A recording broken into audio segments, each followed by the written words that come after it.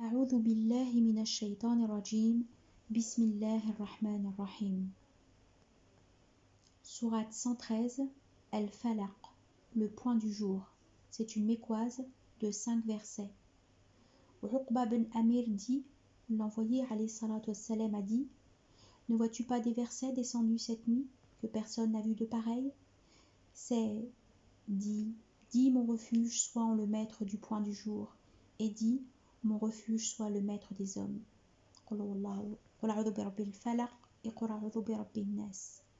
Aïcha dit, quand l'envoyé alayhi salatu wassalam tombait malade, il récitait sur sa personne les 2 préservatrices. Abu Sa'id dit, l'envoyé alayhi salatu wassalam implorait le refuge en son maître contre le mauvais œil des djinns et le mauvais œil des hommes. Mais quand les 2 préservatrices furent descendues, il les adopta et abandonna ce qui était autre. Au nom de Dieu, le tout miséricorde, le miséricordieux. Versets 1 à 5. Dis, mon refuge soit en le maître du point du jour, contre le ravage causé par sa créature, contre le ravage de l'heure où la nuit s'épaissit, contre le ravage de celle qui souffle sur des nœuds contre l'envie de l'envieux.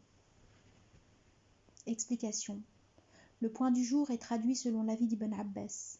Cela est comme sa parole, lui qui fend l'obscurité pour la naissance du jour, et c'est le choix d'Al-Bukhari.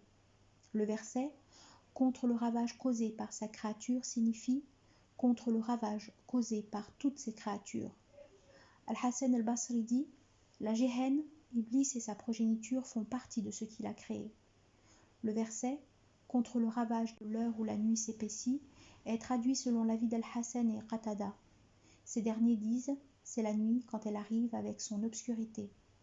Le verset « Contre le ravage de celle qui souffle sur des nœuds contre l'envie » signifie « Contre le ravage des sorcières ».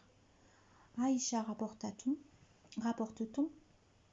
a dit « L'envoyé alayhi salatu wassalam fut ensorcelé au point où il croyait avoir eu des rapports avec ses épouses sans qu'il ait vraiment fait cela. »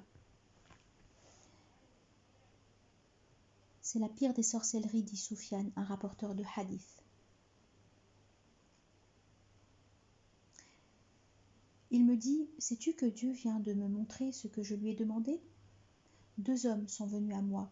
L'un s'est assis près de ma tête et l'autre près de mes pieds. Celui qui se tenait près de ma tête dit, quel est le mal de cet homme? Il est ensorcelé, dit l'autre.